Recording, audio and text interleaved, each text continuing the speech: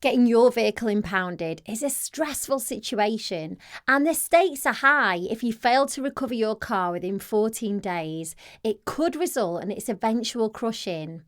This is where impounded insurance swoops in and comes to your rescue. Impound insurance, which is also known as compound insurance, serves as a short-term coverage solution for drivers whose vehicles have been seized and impounded by law enforcement. These policies typically offer coverage for a duration of 30 days, meeting the minimum time frame mandated by the police for releasing impounded vehicles. Within impound insurance, there are two options.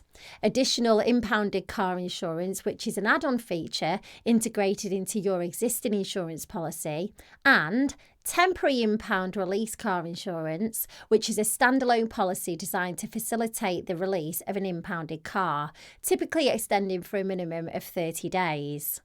Eligibility criteria for impound insurance means that you have to be the registered keeper of the impounded car and have a valid driving licence. Some policies may impose age restrictions limiting coverage to drivers aged 21 and over. The reasons leading to a car's impoundment can be diverse and include illegal parking, trespassing, lack of insurance, reckless driving, theft, and subsequent recovery by the police, involvement in an accident making the car untrustworthy, or causing an obstruction or hazard through improper parking. Failure to pay road tax is one of the triggers for car impoundment.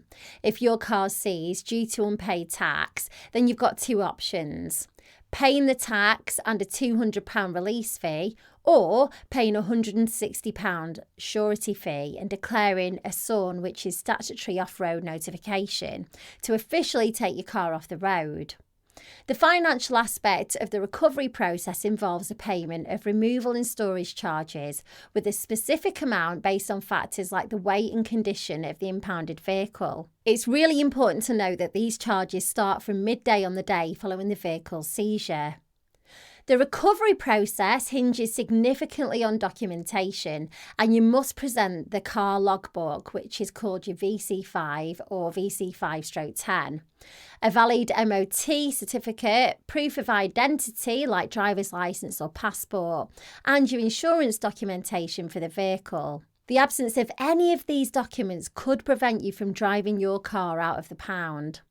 When you arrive, you'll be required to present concrete proof of your identity and establish ownership of the vehicle, all while settling any outstanding charges associated with the impoundment.